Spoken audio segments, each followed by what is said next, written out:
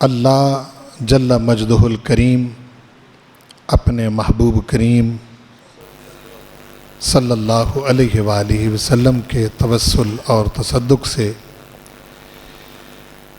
میری اور آپ سب کی حفاظت فرمائے، ہم سب کو اپنے محبوب کریم صلی اللہ علیہ وسلم کی ذات ستودہ صفات اور آپ کی نسبتوں کا لحاظ اور ادب نصیب کرے، بے ادبی اور گستاخی سے محفوظ رکھے۔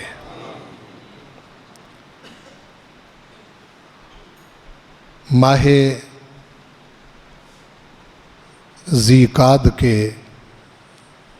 حوالے سے ہم نے آج کے جمعۃ المبارک میں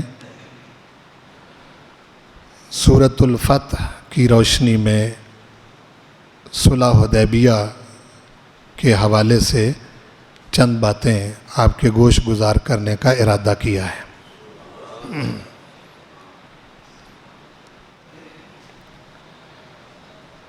تھوڑا سا پس منظر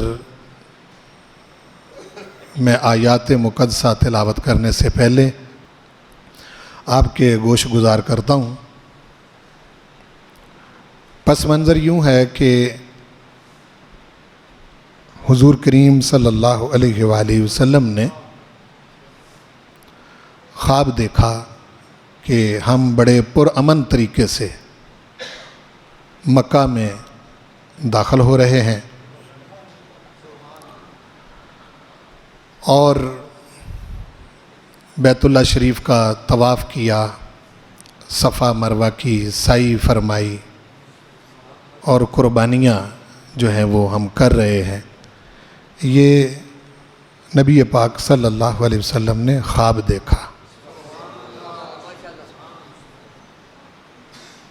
اب حالات اس کی اجازت نہیں دے رہے، بڑی کشاکشی ہے۔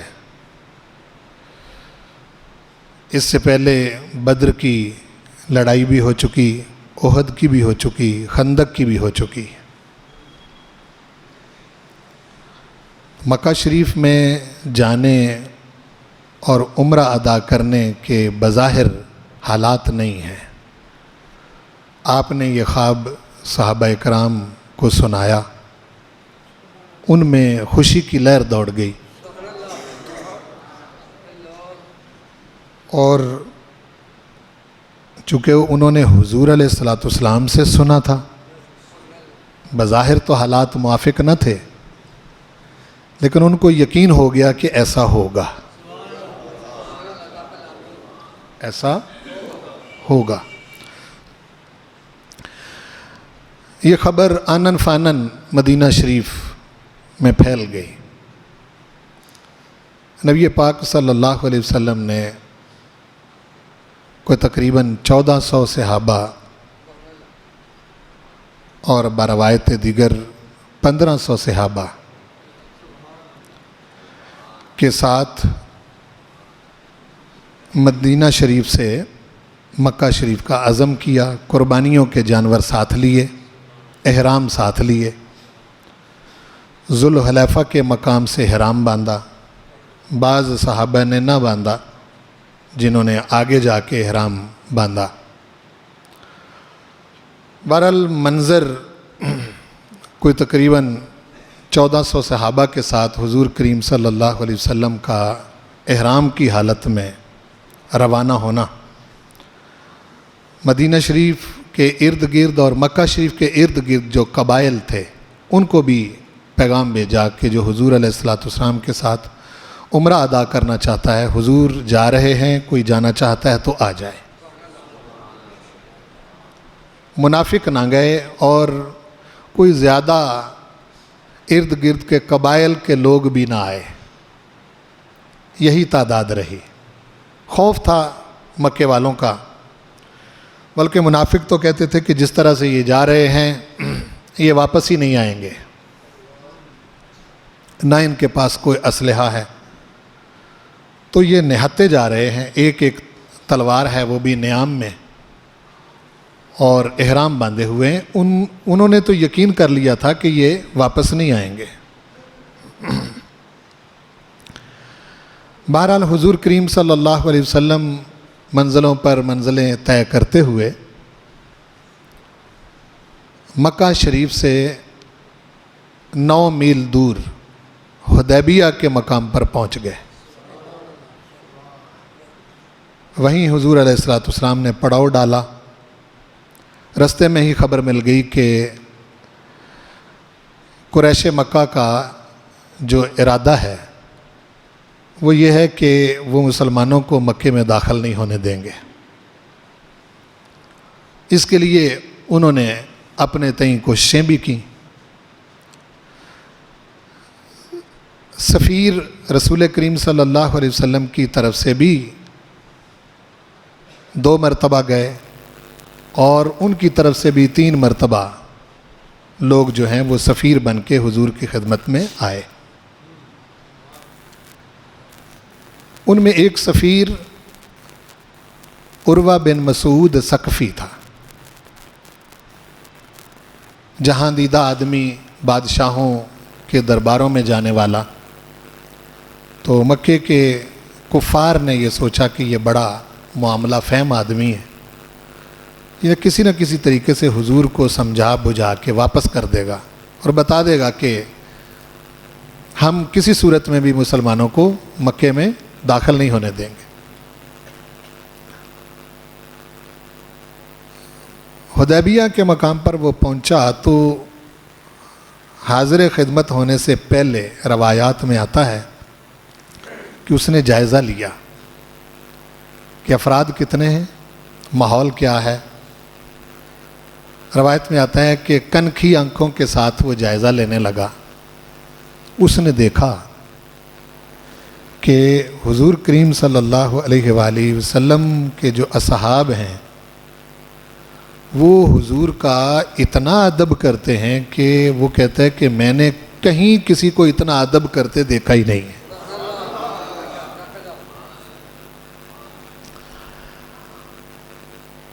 اس نے مطالبات پیش کیے۔ آپ صلی اللہ علیہ وسلم نے بتایا کہ تم دیکھ رہے ہو ہماری حالت، احرام باندھے ہوئے ہیں، قربانی کے جانور موجود ہیں، عمرہ کرنے کے لیے ہم آئے ہیں، اس کے علاوہ ہماری غرضی کوئی نہیں۔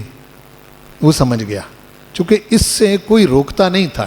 یہ پہلا موقع تھا کہ کفار مکہ نے حضور کو روکا تھا۔ مکہ مرکز تھا اور سبھی اپنے بیگانے آتے تھے، کوئی روکنے والا نہیں تھا۔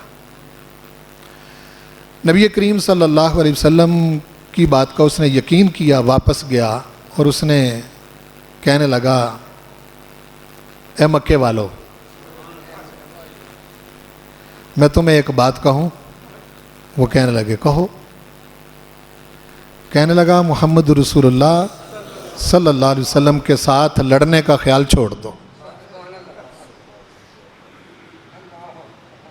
وہ کہنے لگے کہ یہ کیسے ہو سکتا ہے؟ کہنے لگا کہ ما یعظم اصحاب محمد محمدا،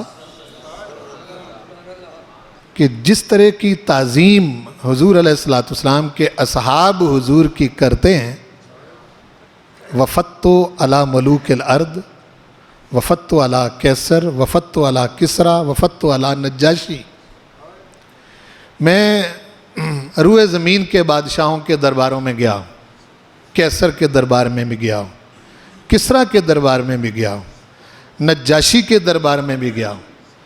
میں نے اس طرح کا ادب کرتے کسی دربار والوں کو نہیں دیکھا جو حضور کے اصحاب حضور کا ادب کرتے ہیں۔ انہوں نے کہا کہ اس کی تفصیل بیان کرو، کہ ما یتنخم نخامتاً الا وقعت ایدیہم، الا وقعت علی ایدیہم۔ حضور علیہ السلام کھنگار اپنے منہ سے نکالتے ہیں تو وہ زمین پر نہیں گرنے دیتے۔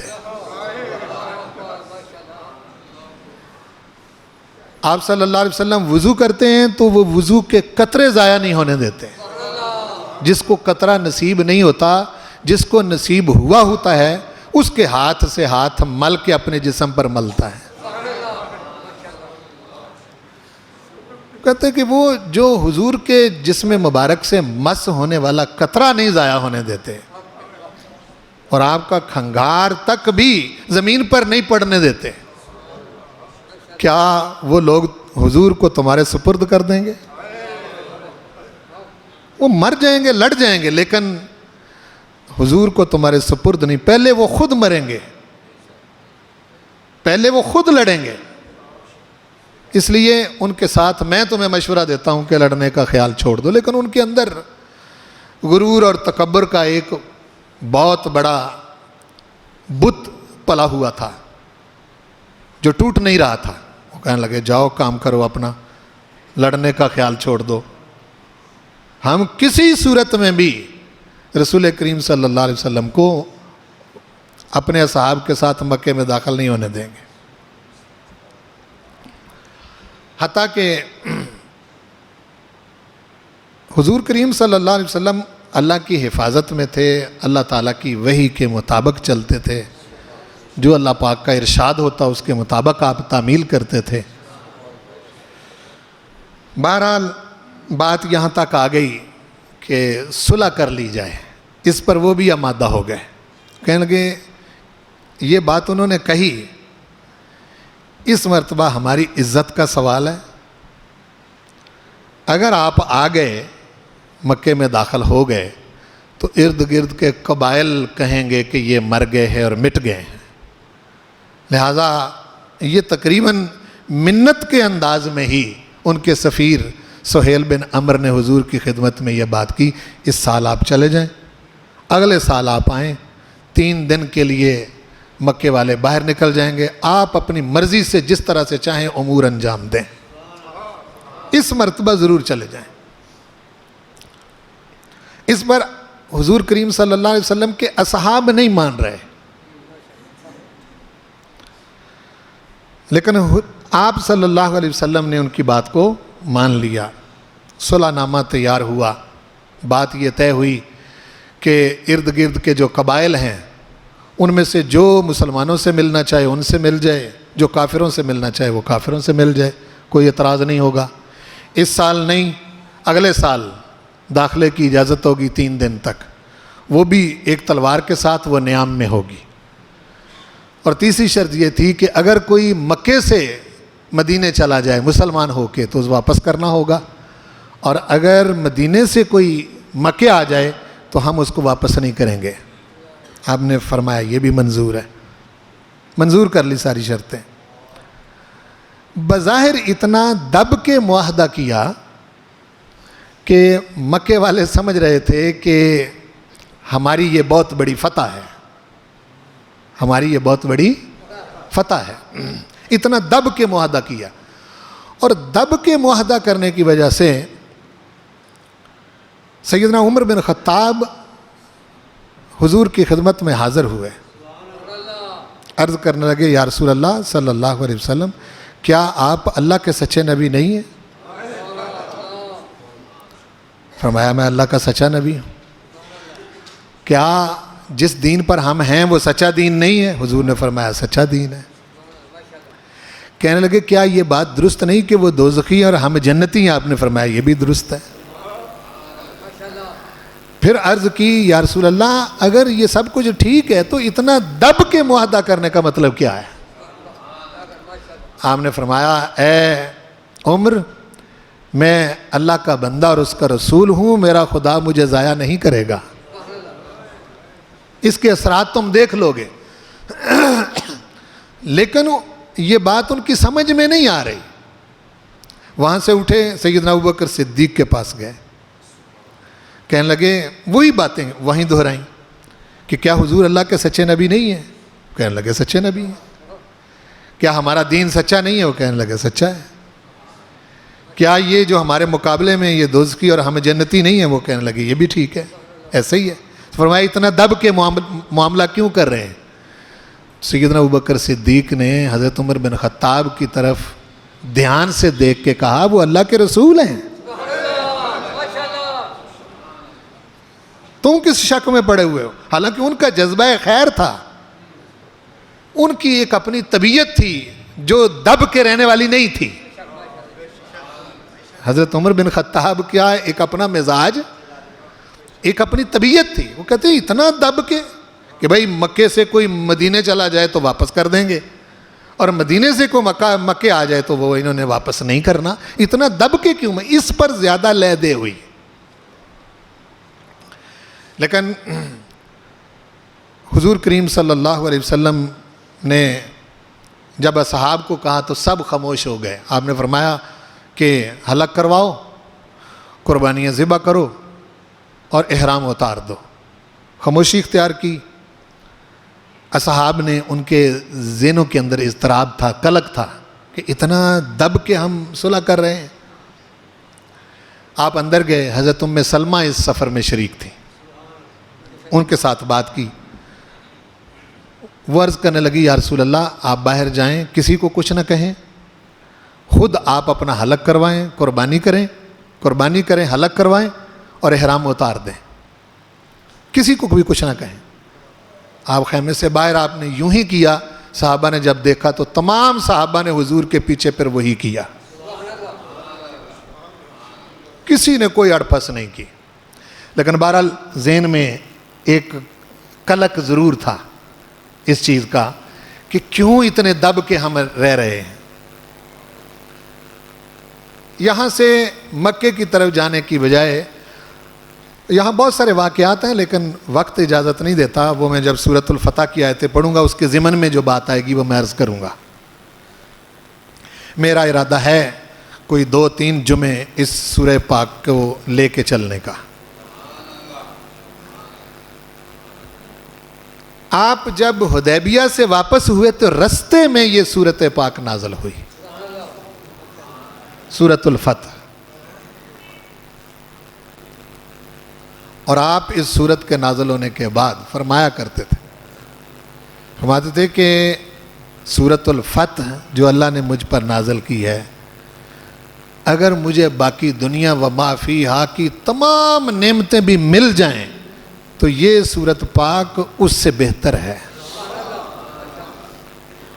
یہ سورہ پاک اس سے بہتر ہے. اور یہ بات رسول کریم صلی اللہ علیہ وسلم نے حضرت عمر بن خطاب کو مخاطب کر کے بھی کہی. اب ہم اس سورۃ پاک کی آیتوں کی طرف آتے ہیں. یہ میں نے پس منظر عرض کیا ہے کہ جب یہ نازل ہوئی، ذیقعد کا مہینہ تھا، اسی ماہ یہ واقعہ پیش آیا جس میں سے ہم گزر رہے ہیں. اور نبی کریم صلی اللہ علیہ وسلم نے حج کے علاوہ جتنے عمرے کیے ہیں اسی مہینے میں کیے ہیں. 3 عمرے حضور نے کیے اور ذیقعد میں ہی کیے ہیں. 4تھا عمرہ جو ہے وہ حج کے ساتھ کیا ہے. واپسی پر یہ صورت نازل ہوتی. اللہ پاک ارشاد فرما رہا ہے انا فتحنا لک فتحا مبینا.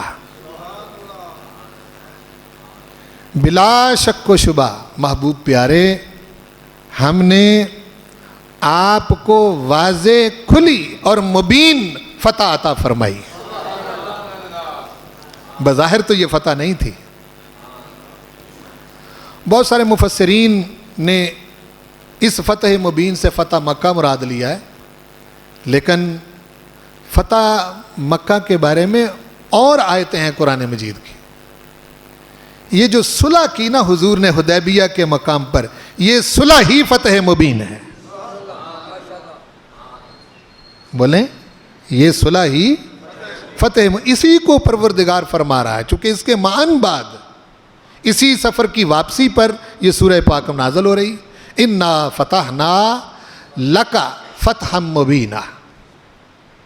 بے شک ہم نے محبوب پیارے آپ کو فتح مبین عطا کی ہے. کھلی فتح ہے، واضح فتح ہے، جس فتح میں شک کی کوئی نہیں.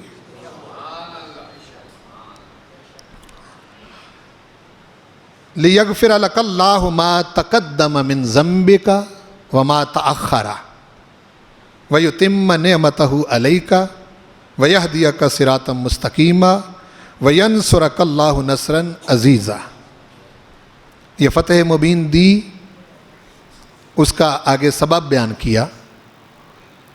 لِيَغْفِرَ لَكَ اللَّهُ مَا تَقَدَّمَ مِنْ ذَنْبِكَ وَمَا تَأَخَّرَ.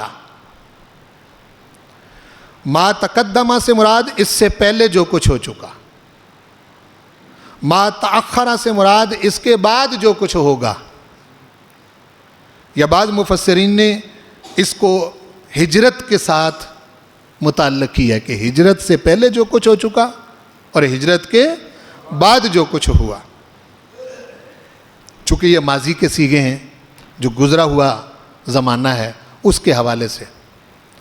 اب یہاں اس آیت پر بڑے بڑے علماء پھسل گئے، اس آیت کا ترجمہ کرتے ہوئے بڑے بڑے جید علماء جو شیخ الحدیث درجے کے حدیث پڑھانے والے، قرآن پڑھانے والے، اس آیت مبارکہ پر آ کر پھسل گئے۔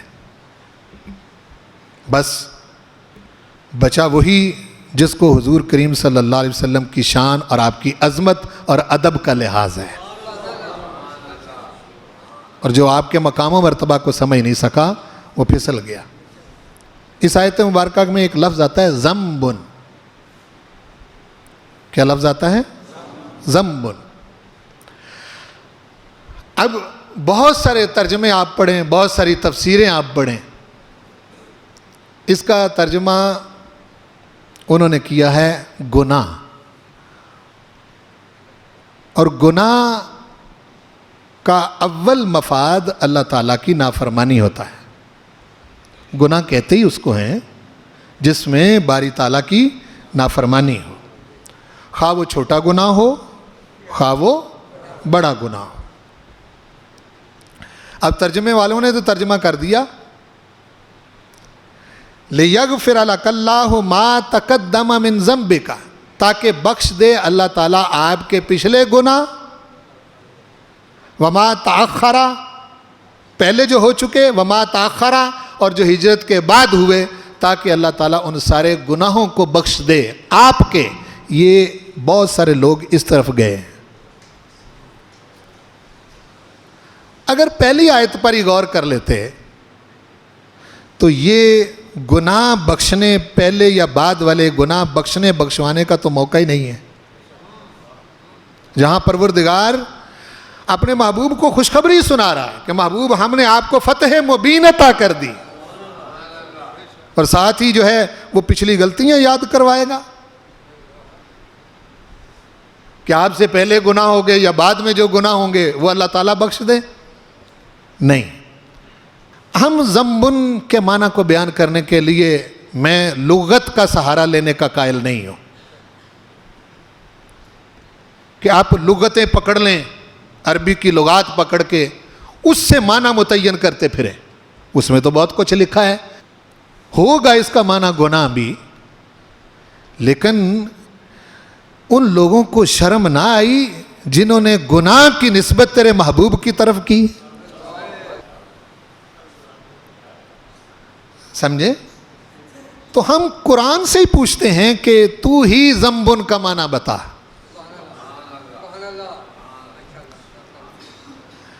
توجہ ہے؟ موسیٰ علیہ السلام فرعون سے جب رخصت ہوئے اس کے محل سے، تو رستے میں دو بندے لڑ رہے تھے، ایک موسیٰ علیہ السلام کی قوم کا تھا اور ایک فرعونی تھا۔ وہ جو موسیٰ علیہ السلام کی قوم سے تھا، بنی اسرائیل کا بندہ، اس نے موسیٰ علیہ السلام کو آواز دی میری مدد کریں۔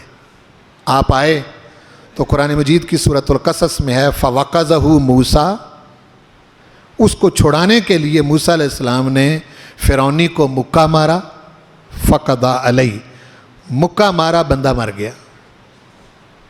آپ فوری طور پر اللہ کی بارگاہ میں کہنے لگے میرے مالک، میرا اس کو مارنے کا ارادہ نہیں تھا۔ قَالَ هَذَا مِنْ عَمَلِ الشَّيْطَانِ إِنَّهُ عَدُوٌّ مُضِلٌّ مُبِينٌ۔ آپ نے اس کو کس کی طرف منسوب کیا؟ شیطان کی۔ میرا اس بندے کو مارنے کا کوئی پروگرام نہیں، ارادتاً مارا تو نہیں، لیکن چونکہ اس وقت تو مڈ بیڑ ہو چکی ہے فرعون کے ساتھ، وہ جب پکڑے گا تو وہ قتل عمد میں قتل کر دے گا۔ اس لیے آپ وہاں سے رخصت ہوئے، مدین چلے گئے، شعیب علیہ السلام کی 10 سال بکریاں چرائیں، انہوں نے اپنی بیٹی حضرت صفورہ کا نکاح آپ کے ساتھ کیا۔ واپسی پر جب آئے کوہ طور پر اللہ پاک سے ہم کلام ہوئے تو اللہ پاک نے ارشاد فرمایا کہ تم اور تمہارا بھائی جو ہے یہ فرعون کی طرف جاؤ، انہو طغی، وہ سرکش ہو چکا ہے۔ وہاں آپ نے ارشاد فرمایا کہ میں چلا تو جاؤں لیکن میں ایک بات سے ڈرتا ہوں۔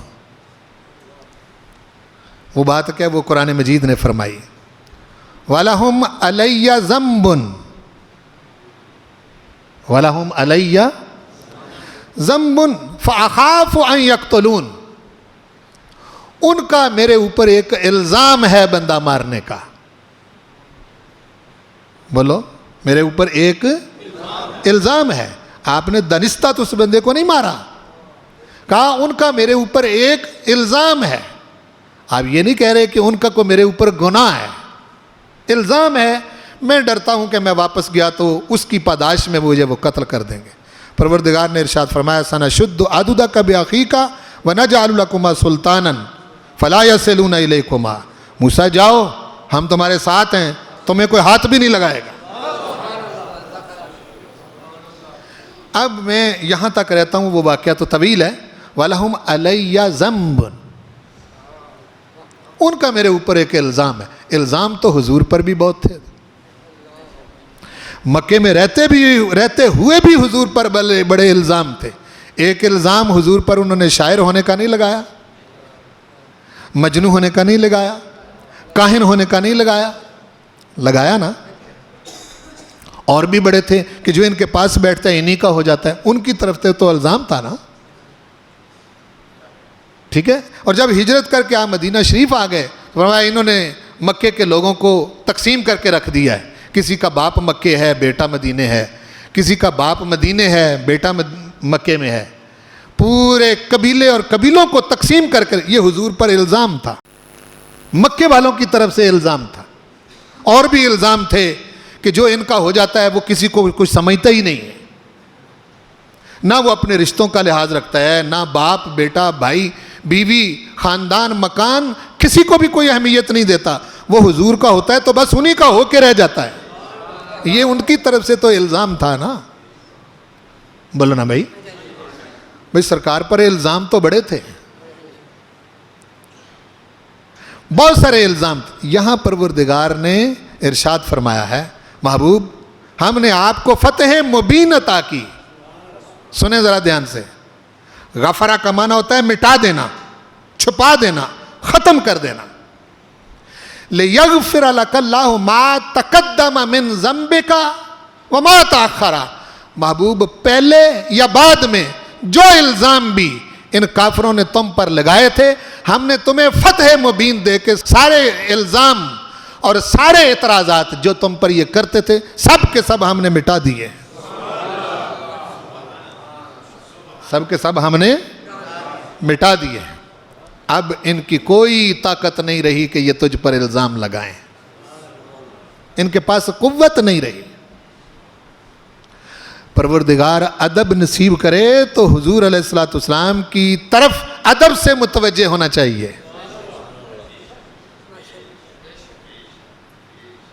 حضور کے مقام کو سمجھنے کے لیے لغتیں پکڑ کے نہ بیٹھ جایا کرو، ڈکشنریاں پکڑ کے معنی متعین کرنا شروع کر دیتے نہیں، بلکہ یہ قرآن مجید خود بتا رہا ہے، جس طرح کہ میں نے اس کا معنی قرآن سے متعین کیا۔ وَلَهُمْ عَلَيَّ ذَنْبٌ، فرعونیوں کا مجھ پر ایک الزام ہے، چونکہ دانستہ تو آپ نے وہ قتل نہیں کیا تھا۔ بہرحال ارشاد فرمایا تاکہ محبوب اگلے اور پچھلے الزام جتنے تھے ہم نے تمہیں کھلی فتح دے دی، واضح فتح دے دی، فتح مبین عطا کر دی، اب اگلے پچھلے الزام ختم۔ ایک بات، دوسری بات فرمایا وَيُتِمَّ نِعْمَتَهُ عَلَيْكَ، کھلی فتح دے رہے ہیں تاکہ اپنی نعمت محبوب تم پر پوری کر دیں، یعنی دین اسلام کو غلبہ۔ وَيَهْدِيَكَ صِرَاطًا مُسْتَقِيمًا، اور وہ محبوب جو نماز میں تو ہر وقت اہدنا الصراط المستقیم کی دعا کرتا رہتا ہے. حضور بھی یہی دعا پڑھتے تھے نا جی. یہاں بھی بڑے لوگ الجھے ہیں. اہدنا الصراط المستقیم کی دعا پر بھی بہت دنیا الجھی ہے. انہوں نے کہا کہ حضور ہم تو چلو گناہ گار ہیں, ہم کہتے ہیں یا اللہ سیدھے راستے کی ہدایت دے. حضور کون سی ہدایت مانگتے تھے؟ بعض لوگ جو ہیں وہ یہاں الجھے ہیں. آپ سمجھے؟ حالانکہ ہدایت کے 3 درجے ہوتے ہیں, اور اگر وہ ہدایت کے معنی سمجھتے ہوتے تو یہ اعتراض نہ اٹھاتے. ایک ہدایت کا مطلب ہے سیدھا راستہ دکھانا, اور دوسرا مطلب ہے سیدھے راستے پر چلانا, اور تیسرا مطلب ہے سیدھے راستے پر چلا کر منزل مقصود تک پہنچانا. محبوب پیارے, وہ جو تم جس منزل کے تم متلاشی تھے, جو مکے سے رخصت ہوتے ہوئے بیت اللہ شریف کو مخاطب کر کے حبیب تم نے کہا تھا تجھے چھوڑنے کو میرا دل نہیں کرتا,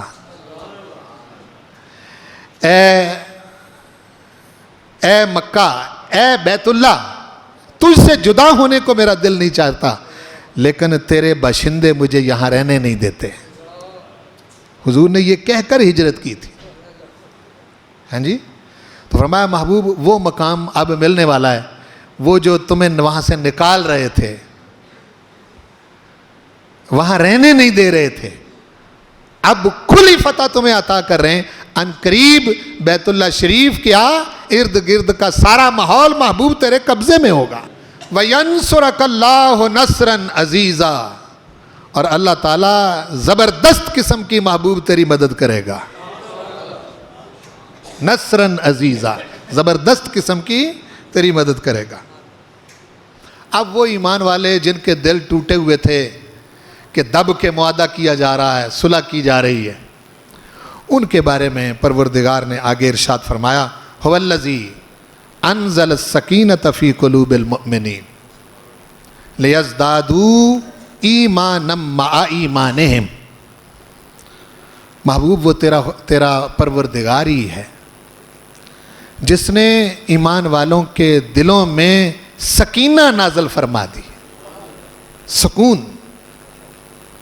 وہ تیرے سامنے کھڑے نہیں ہوئے. سمجھے نا جی سکینہ کا کیا مطلب؟ کہ یعنی سب جانتے ہیں کہ دب کے معاہدہ کیا جا رہا ہے, لیکن محبوب تیرا اتنا ادب کرتے ہیں کہ تیرے سامنے کھڑے نہیں ہوئے. سکینہ نازل کیا ان کے دلوں میں, ایمان والوں کے دلوں میں. لیزدادوا ایمانا مع ایمانہم. محبوب تیرے سامنے نہ کھڑا ہونے کا نتیجہ یہ ہے کہ ہم نے ان کے ایمانوں میں اضافہ کر دیا.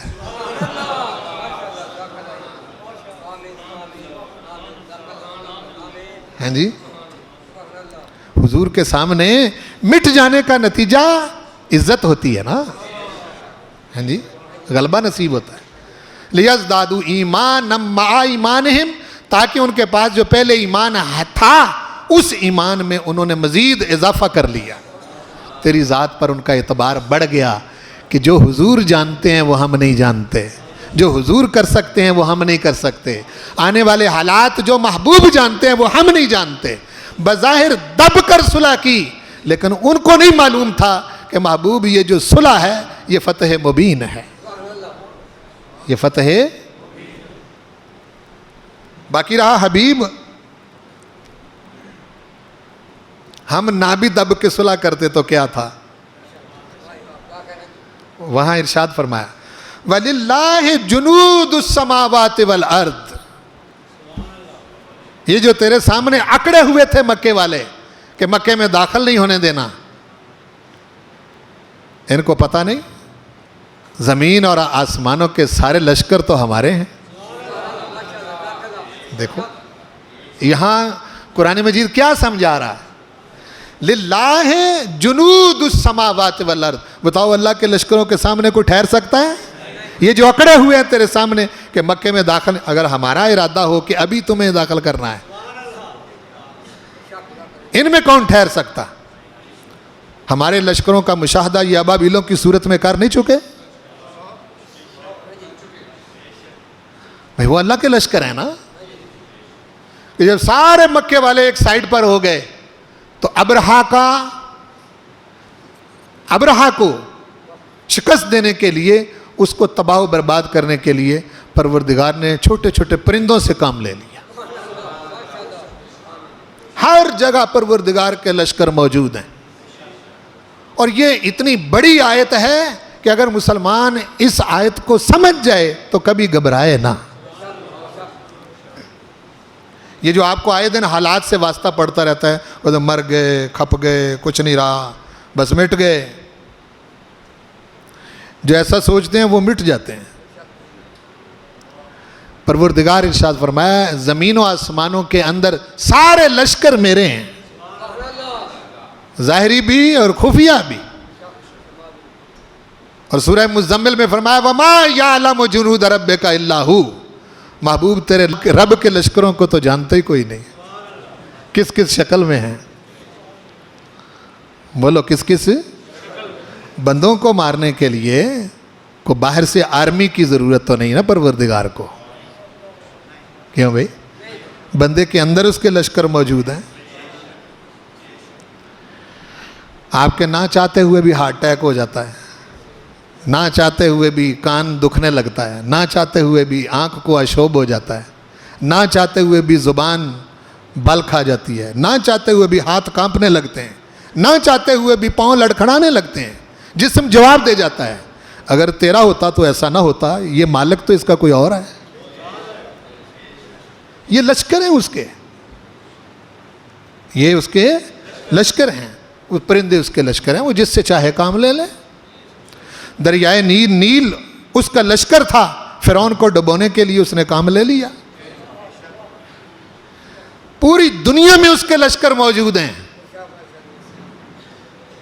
آج جتنی خفیہ اسٹریٹجی ہو جنگوں میں اتنا کامیاب سمجھا جاتا ہے, تو پروردگار سے زیادہ خفیہ اسٹریٹجی کس کی ہو سکتی ہے؟ اس لیے فرمایا حبیب پیارے یہ کوئی مسئلہ نہیں ہے. یہ جو رنجیدہ ہوئے ہیں نا کہ اتنا دب کے معاہدہ کیا, اس میں حکمتیں کچھ اور ہیں.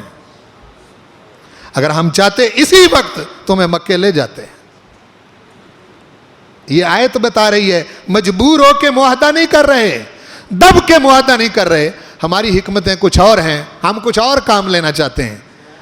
ورنہ وَلِلَّهِ جُنُودُ السَّمَاوَاتِ وَالْأَرْضِ, آسمان و زمین کے لشکر. ہم اپنے لشکروں سے کام لیتے تو یہ کفار مکہ کیا کر سکتے تھے؟ کچھ بھی نہیں کام کر سکتے. اور ساتھ ہی فرما دیا وَكَانَ اللَّهُ عَلِيمًا حَكِيمًا, پروردگار کو بڑا پتہ ہے کون سا کام کس وقت کرنا ہے, اور حکیمہ اس کو یہ بھی پتہ ہے کہ کون سا کام کس حکمت کے ساتھ کرنا ہے. اس لیے محبوب یہ معاہدہ جو تمہارا صلح حدیبیہ کی صورت میں ہوا ہے یہ فتح مبین ہے. یہ کیا ہے؟ فتح. باقی رہا جنہوں نے تمہارے آگے سرنڈر کیا, کھڑے نہیں ہوئے, مخالفت نہیں کی, حبیب پیارے آپ کے سامنے اتنی اڑپھس نہیں کی کہ جی کیوں, ورنہ ایسے موقع پر تو آپ کو معلوم ہے کیا کا کیا کچھ ہو جاتا ہے نا. لیکن 1400 صحابہ نے نبی پاک صلی اللہ علیہ وسلم کے سامنے سرنڈر کر دیا. ٹھیک ہے جو حضور فرمائے. اللہ پاک نے اس کے نتیجے میں فرمایا, اور حضور علیہ السلام نے یہ خوشخبری بھی دی ان کو, فرمایا ایک بندے کے سوا تم سب جنتی ہو. ایک بندہ تھا ان میں جد بن قیس, یہ 1400 صحابہ میں ایک آدمی تھا جد بن قیس. جب حضور علیہ السلام نے بیعت لی نا وہ درخت کے نیچے, اس جو بایعون تحت الشجرہ, اس وقت یہ اس کو کئی لوگوں نے کہا کہ تو بھی چل کے بیعت کر. ایک ایک صحابی نے, 1400 کے 14 صحابہ نے بیعت کی, ایک ایک نے بیعت کی. یہ اپنی اونٹنی کے ساتھ ہی چمٹا رہا, نہیں آیا. کتنی دور کی نگاہ ہے حضور کی. فرمایا تم سب جنتی ہو سوائے ایک کے, سوائے ایک کے. وہ ایک طرف رہ گیا. اس سے پتہ چلا جنت پروردگار اپنے محبوب کی اطاعت اور فرما برداری پر تقسیم فرما رہا ہے. فرمایا ان آیتوں میں लियुदखिल अलमुमिनीन वलमुमिनात जन्नातिन तजरी मिन तहतिहल अनहार खालिदीन फीहा। इनको तुम्हारे सामने इन्होंने जो सरेंडर किया महबूब, ताकि अल्लाह ताला ईमान वाले मर्दों और ईमान वाली औरतों को जन्नतों में दाखिल करे, जिनके नीचे नहरें बह रही हैं, हमेशा के लिए उसमें रहेंगे। वयुकफ्फिर अन्हुम सय्यातिहिम, इनकी कुताइयाँ भी परवरदिगार ने मिटा दी हैं। वकाना ज़ालिका इंदल्लाहि फौज़न अज़ीमा, और ये अल्लाह के नज़दीक बहुत बड़ी कामयाबी है। एक दूसरी, वो जो मुनाफिक कुड़ कुड़ करते थे मदीने में, और यहाँ जो काफिर किल किल करते थे नहीं आने देंगे, और वो पीछे कहते थे अब वापस आएंगे तो देखेंगे, अल्लाह पाक ने इरशाद फरमाया फैसला तो अब भी हो सकता था, लेकिन हम चाहते ये हैं वयुअज़्ज़िबल मुनाफिकीन वल मुनाफिकात, मुनाफिक मर्दों और औरतों को अजाब दें, सज़ा दें।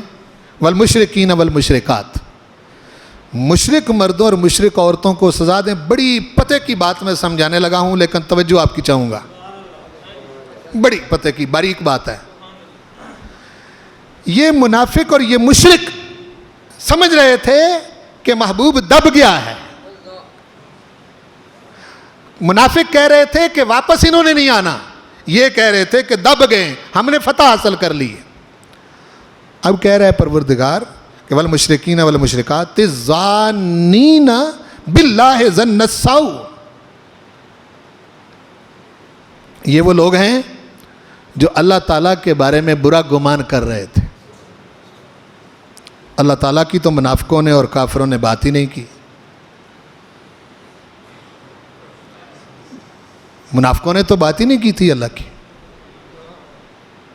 काफिरों ने भी नहीं की। फिर उनके गुमान को अल्लाह के साथ क्यों जोड़ दिया?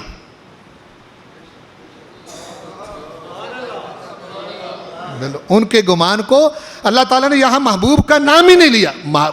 गुमान तो वो बुरा कर रहे थे हुजूर के बारे में, हुजूर के गुलामों के बारे में, और मक्के वाले भी इन्हीं के बारे में सोच रहे। अल्लाह का तो किसी ने नाम ही नहीं लिया।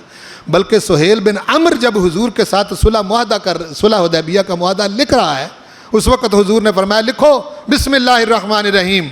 उसने कहा कौन रहमान कौन रहीम हम नहीं जानते, लिखो बिस्मिकल्लाहुम्मा, ए अल्लाह तेरे नाम से लिख। वो तो अल्लाह का नाम ले रहा है सुहेल बिन अम्र, अभी मुसलमान नहीं, अल्लाह पर तो वह बदगुमान ही नहीं, ना मुनाफिक ना काफिर।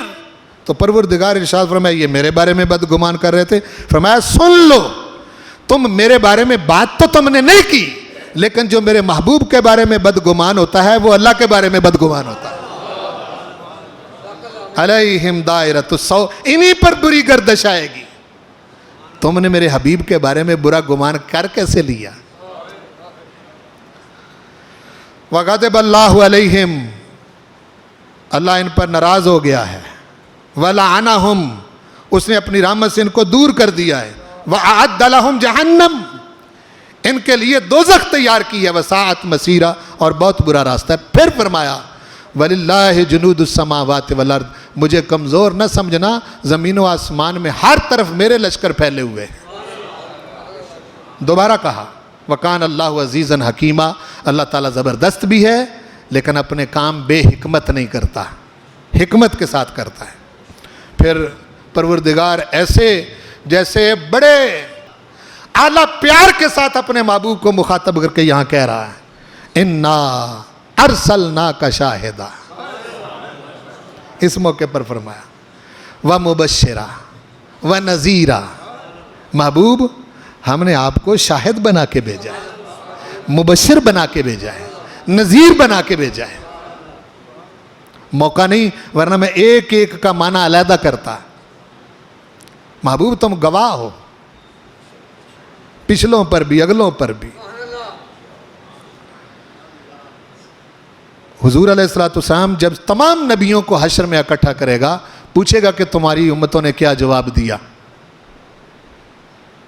उस वक़्त अंबिया जो कहेंगे हुजूर की उम्मत की गवाही ली जाएगी, क्या नबी सच कह रहे हैं? तो हुजूर की उम्मत कहेगी कि ये सब ठीक कह रहे हैं। तो परवरदिगार इरशाद फरमाएगा तुम तो नूह अलैहिस्सलाम के मौके पर, इब्राहीम के मौके पर लूत अलैहिस्सलाम के मौके पर, मूसा और ईसा अलैहिमुस्सलाम के मौके पर, उनके ज़माने में तुम तो मौजूद नहीं थे, तुम क्यों गवाही दे रहे? तो हुजूर के उम्मती कहेंगे हमने ये सारी बातें उस सच्ची ज़ुबान से सुनी है जिसने कभी झूठ बोला ही नहीं। फिर हुजूर की गवाही हुजूर की उम्मत पर ली जाएगी। क्या आपकी उम्मत ठीक कह रही है? हुजूर फरमाएंगे ये मेरे गुलाम ठीक कह रहे हैं। शाहिदा, गवाह बना के भेजा है, मुबश्शिरा, खुशखबरियां सुनाने वाला बना के भेजा है, नज़ीरा, डराने वाला भी बना के भेजा है। क्यों? लतुमिनु बिल्लाह, बहुत खूबसूरत मकाम है ये, लतुमिनु बिल्लाह व रसूलिही। इसलिए महबूब हमने भेजा है और हमें पता है आपको मनवाना भी कैसे है,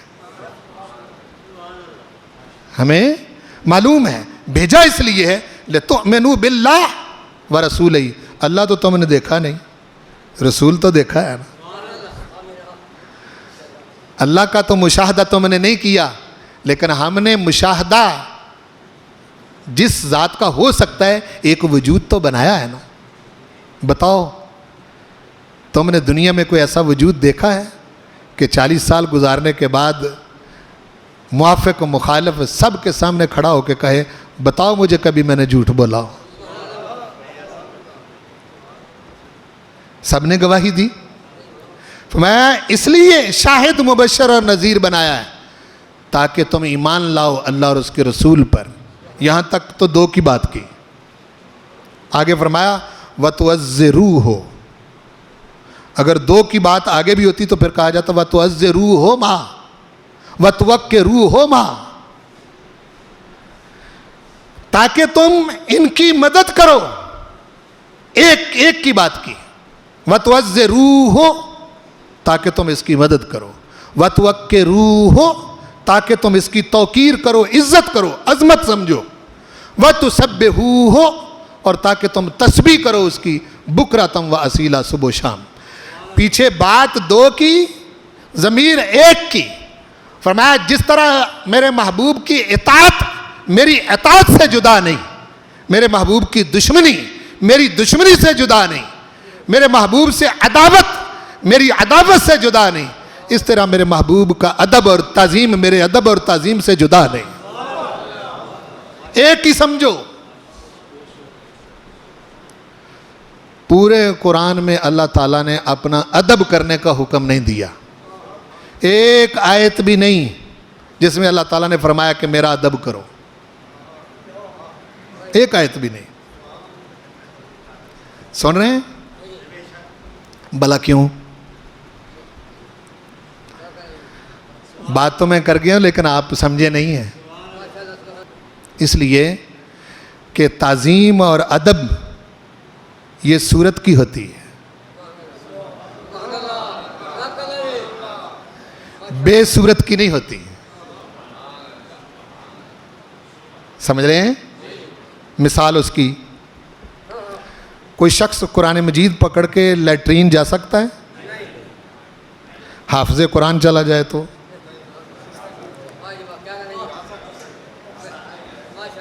क्यों भाई? कुरान मजीद पकड़ के यूं लैट्रीन में जा सकता है? बेअदबी है ना। हैं जी? हाफिज़े कुरान के सीने में भी तो कुरान होता है, वो चला जाए तो बेअदबी क्यों? वो जो कुरान सीने में है वो बेसूरत है, वो ताज़ीम सूरत की होती, बेसूरत की नहीं होती। इसलिए बेसूरत ने एक सूरत बनाई, बेसूरत ने एक सूरत बनाई। इस सूरत की ताज़ीम करो, यही मेरी ताज़ीम है। वतुअज़्ज़िरूहु वतुवक्किरूहु वतुसब्बिहूहु बुकरतम व असीला, और उसकी तस्बीह करो सुबह शाम। एक ज़मीर इसलिए कही, इस महबूब को मुझसे कहीं जुदा न समझ लेना, ये मेरे साथ बड़ा अटैच है, इसकी मोहब्बत मेरे साथ जुड़ी हुई है, इसका अदब भी मेरे साथ जुड़ा हुआ है। मैं अपने महबूब के बारे में बड़ा गैरतमंद हूँ। क्या कह रहा हूँ? बड़ा गैरतमंद हूँ। سب کچھ برداشت کر سکتا ہوں، لیکن میں اپنے محبوب کی بے ادبی برداشت نہیں کر سکتا۔ جس نے انگلی اٹھائی، میں نے وہاں کہا نہیں تبت یدا ابی لہب وتب، انگلی اٹھانے والے تیرے دونوں ہاتھ ٹوٹ جائیں۔ اس لیے میں اس چیز کو برداشت نہیں کرتا۔